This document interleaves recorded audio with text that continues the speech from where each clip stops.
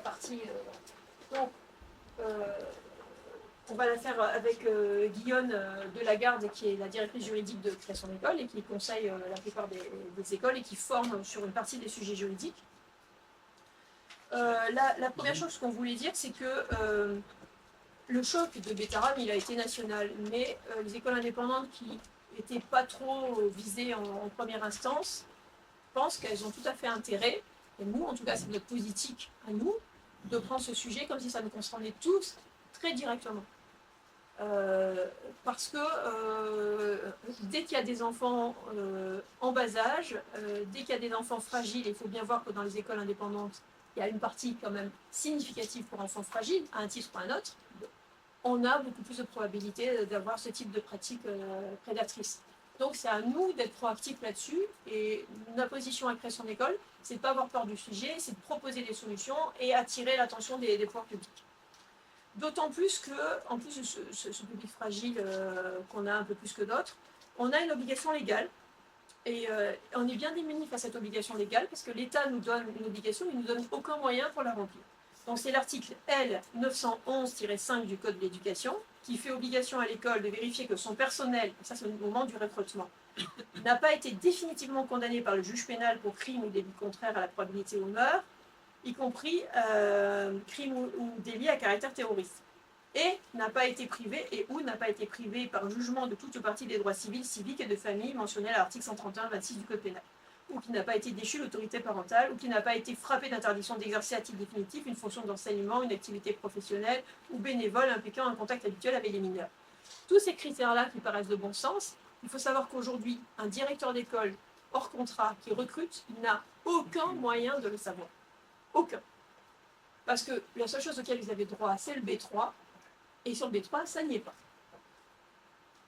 Donc, les autres écoles ont accès à toutes ces informations d'une manière banalisée, organisée, etc. Les écoles hors contrat, non. Donc, nous, ça fait des années et des années qu'on fait le siège des différentes institutions, à commencer par le cabinet, on fait des communiqués, etc., en disant il n'y a pas différents types d'enfants dans la République, on a tous droit au même niveau de protection, c'est pas parce que vous n'aimez pas forcément beaucoup les écoles libres que les enfants doivent être plus exposés à des maltraitances. Donc ces sujets-là, il ne peut pas rester à l'état stationnaire, il faut absolument qu'il évolue. Donc on a une obligation et on n'a pas tellement de moyens de réagir. Je me dis si j'oublie des trucs. Qu'est-ce qu'il vous répond alors, on y vient. Alors, je voulais aussi dire que c'est un sujet sur lequel je suis active depuis longtemps. À l'époque, quand je travaillais à la Fondation pour l'école, j'avais impulsé en 2017 la charte de protection des mineurs. Et j'avais rendu obligatoire pour toute personne, toute institution qui voulait une subvention de la Fondation pour l'école, il devait signer et respecter la charte de protection des mineurs. Et ça m'avait beaucoup intéressé à l'époque parce qu'il y avait une réticence importante, en particulier du milieu catholique. Et ça m'avait un peu surpris, voire choqué. Et j'avais fini par comprendre qu'ils considéraient qu'il était important que l'enfant soit dans un climat de confiance et que donc tous ces chartes de protection de mineurs créaient un climat de méfiance, voire de défiance. Ça leur paraissait contre-éducatif et ils n'en voulaient pas. Je comprends cette perspective. Le problème, c'est que, je tire les problèmes, ils n'épargnent pas les écoles catholiques, on l'a vu, hélas, largement. Pourtant, l'enfant, il n'y a pas de visibilité sur la charte. Non, pas tellement. Un peu. Il n'y a pas de... Un peu. Je vous donne un exemple. Par exemple, dans la charte, on disait chaque local dans lequel vous recevez un enfant doit soit être transparent, soit avoir un oculus, soit porte ouverte. L'enfant, il voit que la personne adulte se débrouille pour jamais être seule avec lui. Vous voyez, par exemple. Donc, c'était leur logique. Leur logique, c'était de dire que ça allait créer finalement une espèce de défiance entre les êtres, etc. Et moi, je pense que malgré tout, voilà, il faut trouver un équilibre. Donc sur ce sujet, c'était important. On a fait beaucoup de réclamations diverses. Et là, on a fini par faire un véritable plan d'action qui est notre priorité cette année. Et à l'occasion de la commission d'enquête Betaram, donc on a proposé, on a fait une contribution. D'abord, on a demandé à être auditionné, ça n'a pas été le cas. Bon, il ne faudra pas échapper que très rapidement, ils se sont concentrés sur l'enseignement catholique sous contrat. Donc, ils n'avaient pas l'air très passionnés d'assurer la sécurité, d'ailleurs, mais même d'augmenter les contrôles, une sécurité très concrète de qui que ce soit. Je pense qu'ils étaient plus centrés sur le fait d'analyser les mécanismes d'omerta existants. Donc on n'est pas arrivé à se auditionner, mais ils nous ont dit faites une contribution écrite et on la publiera. On a fait une contribution écrite et ils l'ont pas publiée. Voilà, donc on la rediffuse séparément. Il y a les demandes qu'on a faites qui sont des demandes à la fois liées à la prévention, au recrutement, au contrôle, au signalement, donc tous les éléments possibles. Et puis il y a le fait que on s'est dit bon, il y a ce que l'État peut faire pour nous, mais est-ce qu'on peut faire nous pour les écoles? Et donc, on a fait un travail de proposition, de formation, en choisissant avec beaucoup de soin nos formateurs, parce que c'est un sujet qui est compliqué. Donc, on a à la fois des formations sur le harcèlement qu'on a construit avec une association qui s'appelle Hugo. En l'occurrence, ça a été fondé par Hugo Martinez, qui est un garçon qui a été harcelé. Et à la suite de ça, au lieu de se laisser écraser, il s'est mis en mouvement, il a créé cette association, et c'est lui qui a fait reconnaître le délit pénal d'harcèlement scolaire. Et donc c'est Hugo et une psychologue spécialiste en harcèlement scolaire qui font les formations chez nous. Et donc on peut les organiser dans les établissements et on peut essayer de... Alors pourquoi ce sujet est très important dans leur contrat? Il y a moins de harcèlement qu'ailleurs, apparemment, bien qu'il puisse y en avoir. Mais par contre, c'est très important parce qu'on reçoit beaucoup d'élèves harcelés. Et donc, les élèves harcelés, ils ne sont pas faciles à traiter parce qu'ils ont tendance à être de nouveau harcelés et ils ont tendance, hélas, à devenir harceleurs. Donc en fait, il y a un historique de l'élève harcelé. Il ne suffit pas de changer d'endroit pour que tout aille bien. Et donc c'est compliqué, c'est techniquement compliqué. Ce sont des élèves qui avant n'étaient pas dans leur contrat, qui ont un peu fui sur l'école publique, c'est ça. Pour se retrouver dans un lieu. C'est ça. En fait, théoriquement, Gabriel Attal a dit on va faire en sorte que les élèves harcelés, ce ne soit plus eux qui partent, mais que ce soit les harceleurs qui partent. En réalité, ça ne fonctionne pas, parce que souvent les harceleurs, c'est un système de meute. Et donc, ils font partir la tête de meute, mais le reste de la meute reste. Parce que le chef d'établissement, il se fait très mal voir par sa hiérarchie s'il vire 10% de l'effectif. Donc, en fait, il ne le fait pas. Et donc, ça ne marche pas. Et donc, finalement, on a besoin d'extraire les enfants d'un contexte où ils étaient harcelés. Et quand vous extrayez en cours d'année les enfants harcelés dans une situation de grande fragilité, il faut souvent des petites structures, il faut souvent un souci de la singularité. Et comme par hasard, c'est leur contrat. Surtout que la voie de l'école à la maison, dans ce type de situation, est devenue beaucoup plus compliquée à emprunter qu'avant. Avant, c'était la première cause. Il y avait une tension, un harcèlement, une phobie scolaire. Paf, on sortait les enfants, on les passait en école à la maison. Et c'est souvent comme ça que les gens continuent en école à la maison. Et maintenant, c'est compliqué d'arriver à avoir une autorisation. Donc, il y a plus ce passage directement hors contrat avec des enfants très blessés. Et une des forces du hors-contrat là-dedans, donc je pense par exemple à une école comme le groupe Progress, qui ont pas mal d'enfants harcelés, c'est qu'ils sont souples, ils ont un système qui est très très numérisé. Donc tous les cours, par exemple, vous avez le cours, avec le cours, vous avez à la fois le cours qui est filmé, mais aussi le tableau numérique. Et donc l'enfant, s'il ne se sent pas de venir en cours, s'il y a une espèce de refus d'obstacle, notamment parce qu'il est phobique, eh bien il va chez lui, il a le cours, il peut participer en direct et il voit le tableau. Et donc ça dédramatise la chose, et l'enfant il peut être en mixte, en chez lui et en cours. Et ce type de pratique assez avancée, elle n'est pas si fréquente dans les autres écoles. Ce qui veut dire qu'il y a une tendance à accueillir plus d'enfants harcelés ou blessés par la vie, d'enfants qui ont été abusés, d'enfants qui ont été très malades, des difficultés de la vie, et ben, il y en a plus dans leur contrat. Donc il y a une fonction sociale, de la même manière qu'il y a une fonction sociale très importante sur le handicap, qui n'est pas assez reconnue. Puisqu'en fait, quand on accueille des enfants handicapés, on n'a pas droit à la ESH, on n'a plus le droit de la prise en charge financière du taxi, et souvent les familles perdent une partie de la ESH. Donc, la EEH, c'est-à-dire les aides financières pour les... aides financières. Donc, alors que ces enfants-là sont souvent dans les écoles hors contrat par défaut, parce que l'État leur a fait valoir des grands principes d'inclusion, mais qu'en fait, ils n'arrivent pas à les mettre en œuvre.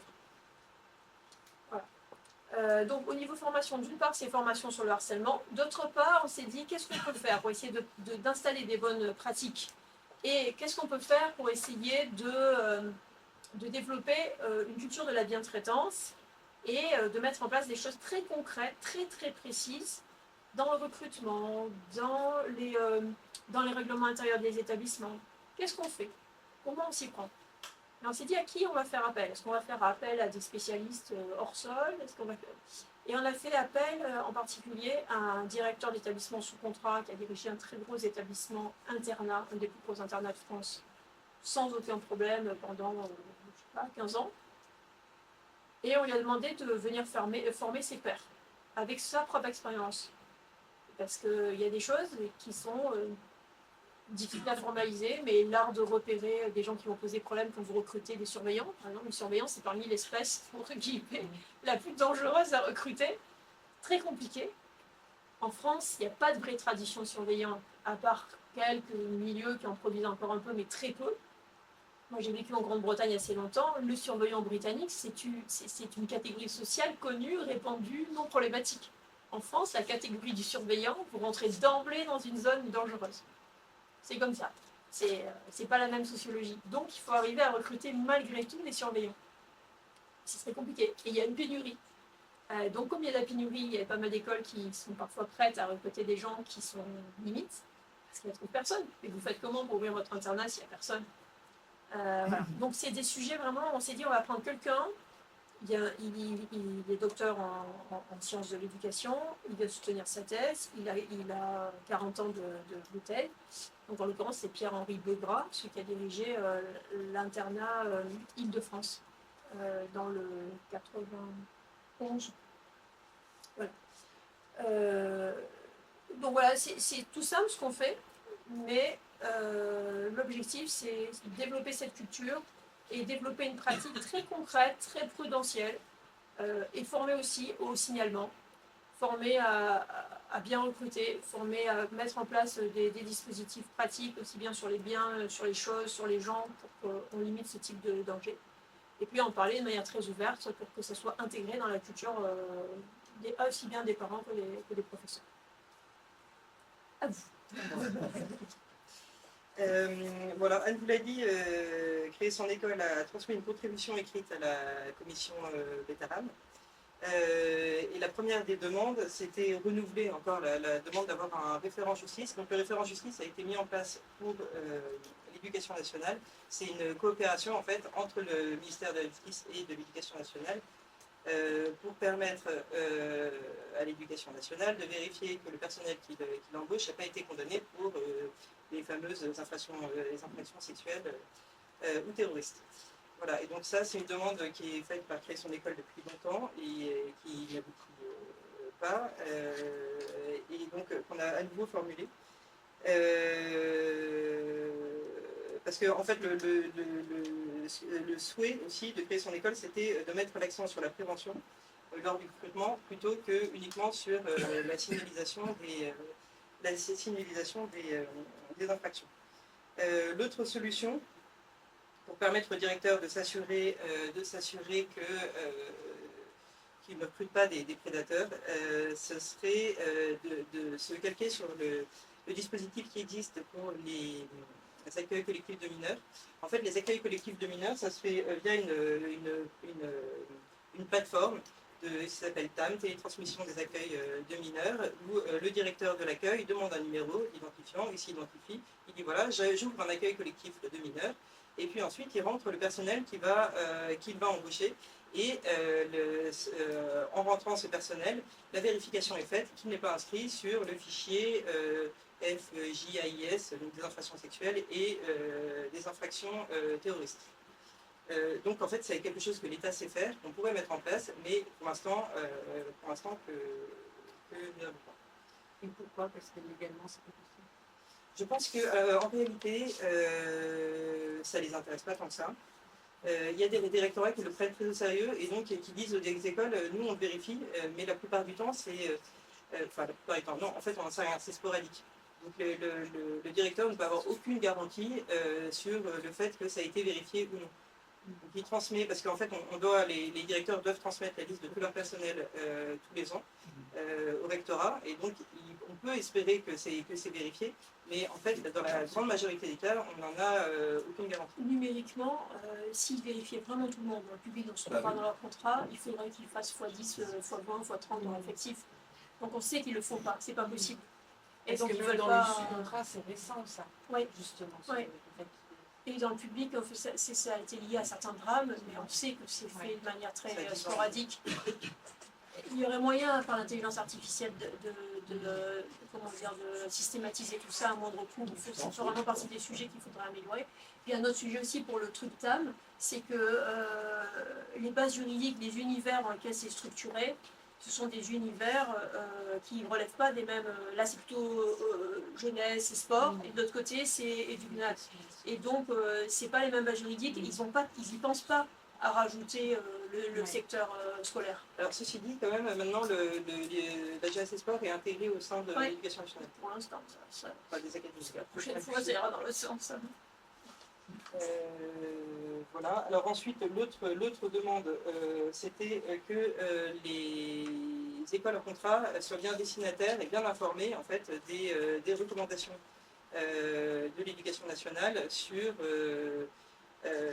justement sur la prévention et le signalement des violences sexistes et sexuelles, parce que c'est pas toujours le cas, et quelquefois, quand ils le sont, c'est pas nécessairement à bon escient. Donc, par exemple, ils ont eu une recommandation et qui soulignait leur responsabilité en tant que fonctionnaires, alors qu'ils ne sont pas fonctionnaires.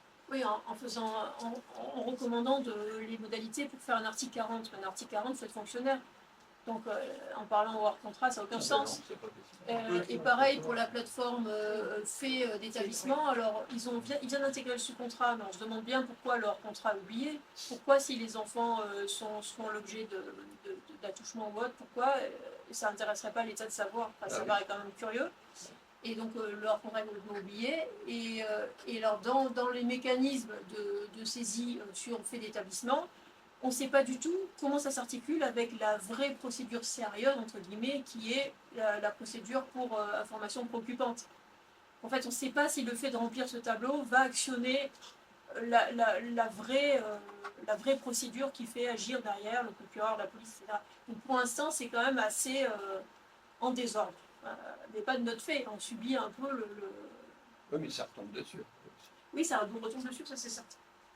Voilà, la dernière demande, c'était portée sur le contrôle et notamment sur la formation des inspecteurs. Parce qu'aujourd'hui, on a des inspecteurs qui viennent contrôler les écoles indépendantes, et c'est très bien, sauf qu'ils ne sont pas formés à la liberté pédagogique. Et donc, ils éparpillent leur contrôle sur des sujets qui, en réalité, n'ont pas à être contrôlés. Ce qui les empêche finalement de se concentrer sur les sujets qui ont besoin de l'être et pour lesquels ils pourraient avoir d'ailleurs un rôle de conseil intéressant. Mais vraiment, il faut noter que les écoles ne sont pas du tout opposées au contrôle au départ, mais que ça serait bien que les inspecteurs soient formés et avec une neutralité de principe. Voilà. Alors, quelle politique nous on a mise en place aujourd'hui pour... Pardon, oui. je vais rajouter encore une petite couche là-dessus en disant que les inspections, donc en fait, on a créé des guides nous, pour aider à inspecter, le guide de l'inspection depuis 10 ans, je dirais à peu près. Et c'est au début d'ailleurs, les inspecteurs utilisaient nos propres guides avant qu'il y ait des procédures internes et des guides internes. Et donc sur le sujet de l'inspection, c'est important, mais quand ils inspectent, il y a une véritable absurdité parce qu'ils inspectent sur les moyens et pas sur les résultats. Et nous, on est libre des moyens et comptable des résultats, mais personne ne nous demande réellement des comptes sur les résultats, puisqu'en réalité, il faudrait faire passer des évaluations qu'on ne nous fait pas passer. Donc, on essaie de nous restreindre notre liberté pédagogique sur les moyens, tout en ne tenant pas plus que ça comptable des résultats, puisque personne n'est tenu comptable des résultats en France.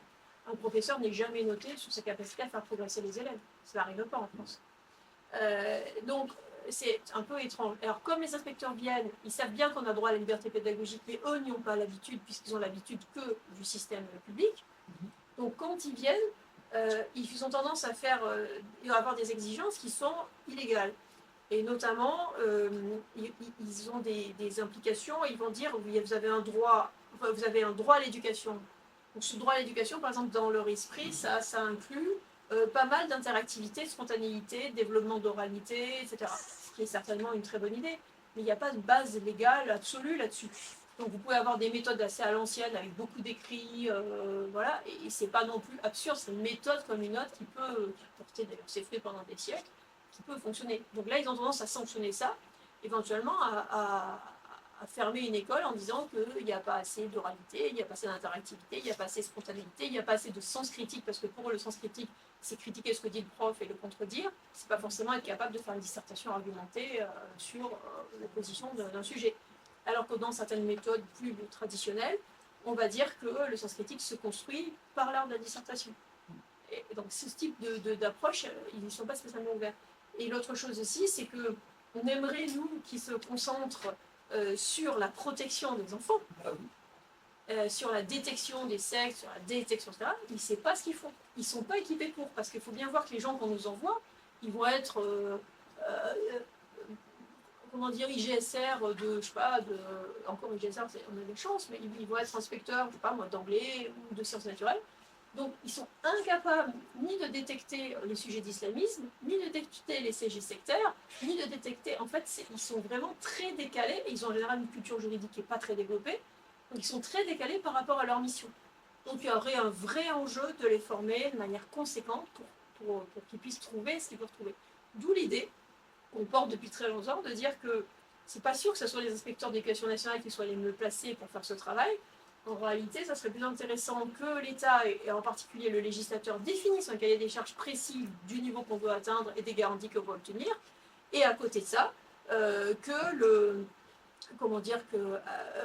une chose assez simple soit faite, c'est-à-dire qu'on confie ça à un cabinet d'audit quelconque pour qu'il puisse le faire. En fait, il y a une illustration de ça, par exemple, pour les classes de collège.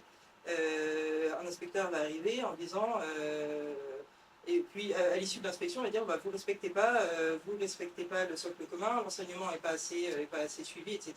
Alors que, par exemple, le résultat au brevet va être de 100%. Et en fait, le brevet, c'est dans le code ce qui atteste de la maîtrise des attendus du socle. C'est le seul élément objectif qu'on a en fait pour montrer que oui, l'école remplit ses obligations, c'est le fait de montrer que les élèves obtiennent leur brevet à un pourcentage similaire à celui de l'éducation nationale. Et bien malgré ça, il peut y avoir des mises en demeure sur la pédagogie,